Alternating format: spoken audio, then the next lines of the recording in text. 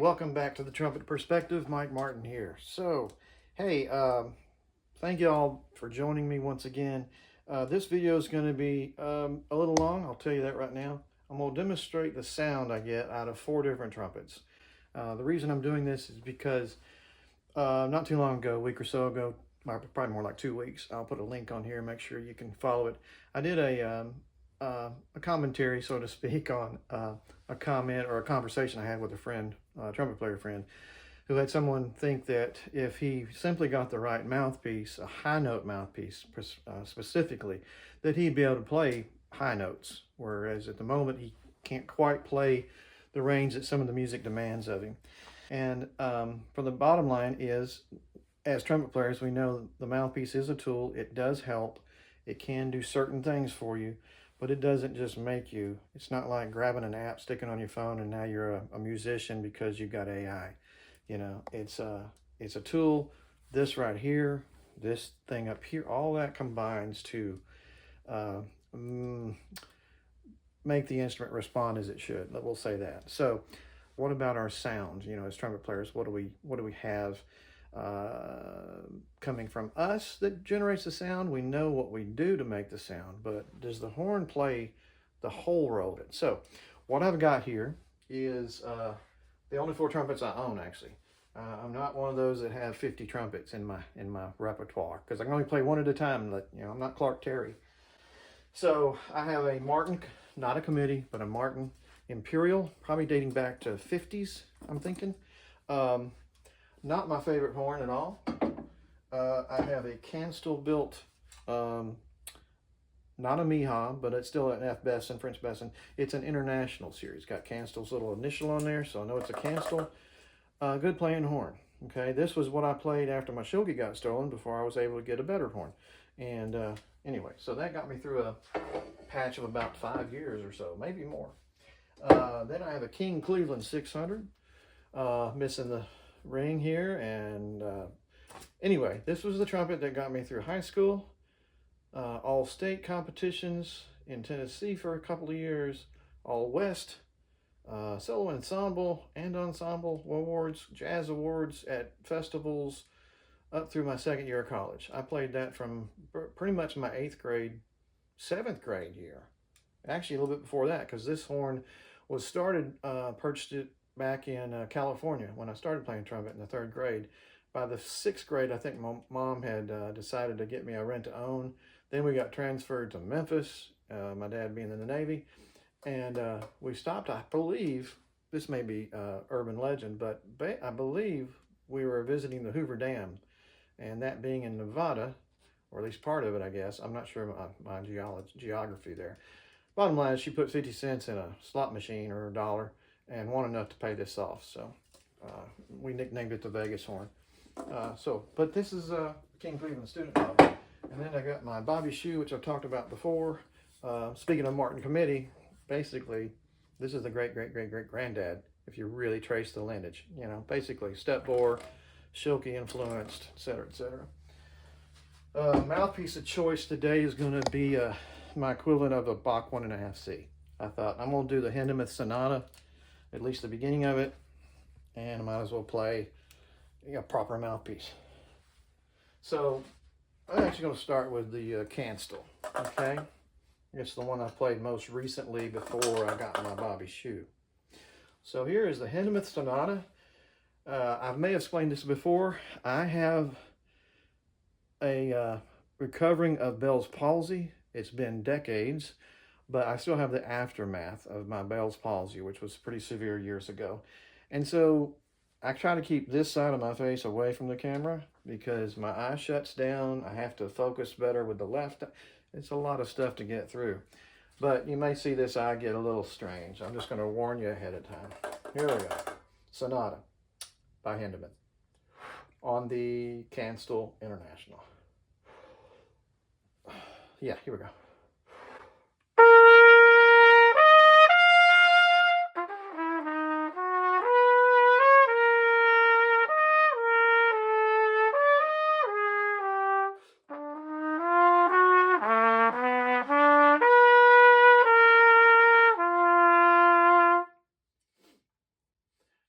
myself wasn't real happy with that.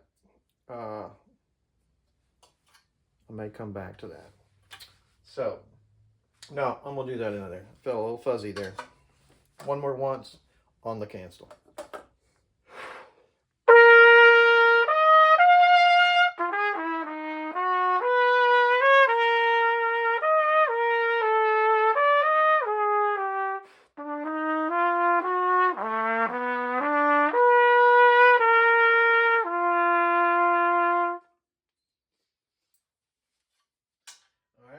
Let's go to the Martin. The Martin Imperial. And again, this one I've always known since I bought it. It has intonation struggles.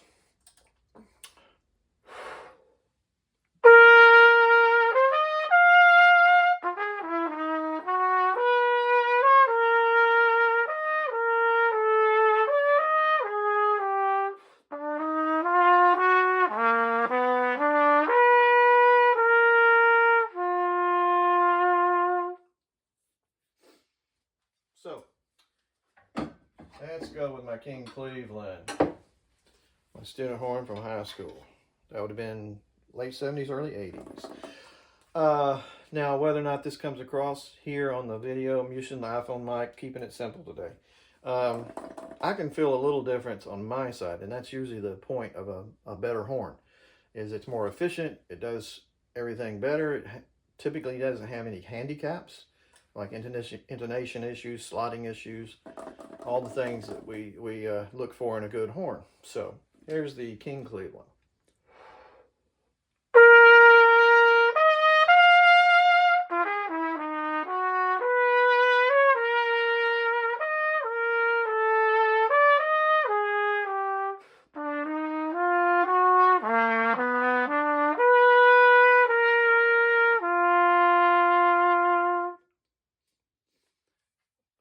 Good memories with this horn.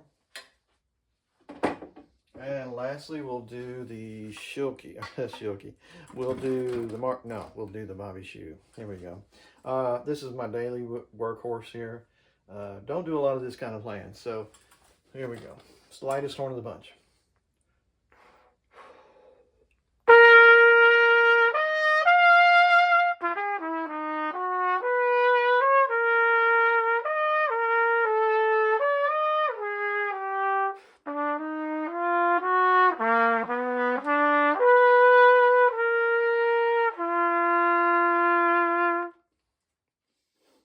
Okay, we'll start with this one now, and we'll do that next phrase. It gets up a little higher above the staff.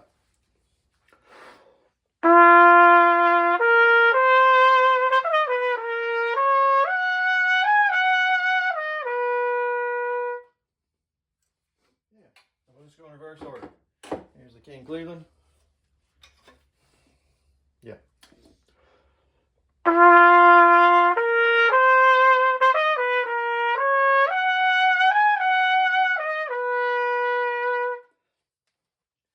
Just feels so natural, that one there. It's as close to the Yamaha as possible. Oh, here's the International. Another cancel. That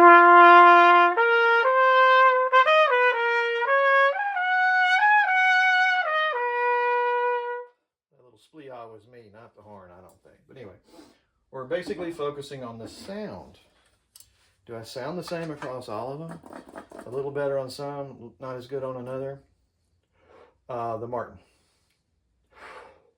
There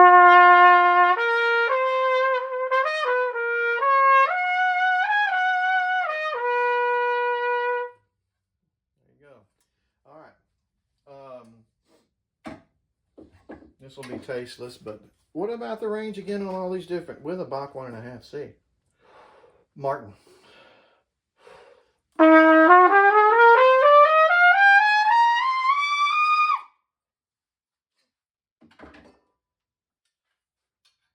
Cancel International. Remember, a Bach 1.5C. A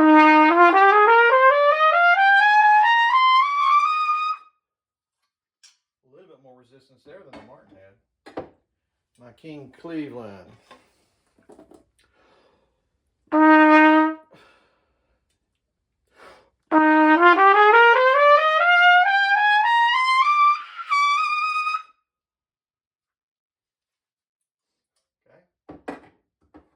short on that, right? Again, now, I'm not going to say it. Bach 1.5.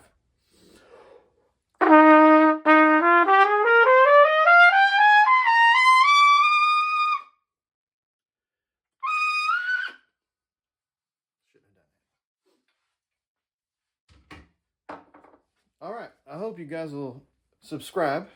Quite a few have, and I'm building that. I'm excited about that. Not sure where I'm going with this. I just like sharing thoughts in my head about trumpet, the trumpet perspective. And apart from that, subscribe, tell your friends about it. Again, thank you for those who have subscribed.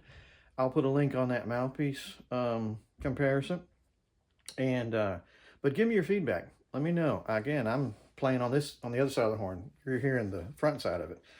How much did my sound change between the different, different horns? I'm sure it changed some, not maybe as drastically as a flugel to a trumpet, right? But I hope you enjoyed this. I'm gonna on this one, since I did it on the phone, I'm gonna edit this down and probably get rid of I won't get rid of any notes. I'll just get rid of my rambling on and my talking and try to make it more concise. Thanks so much for joining.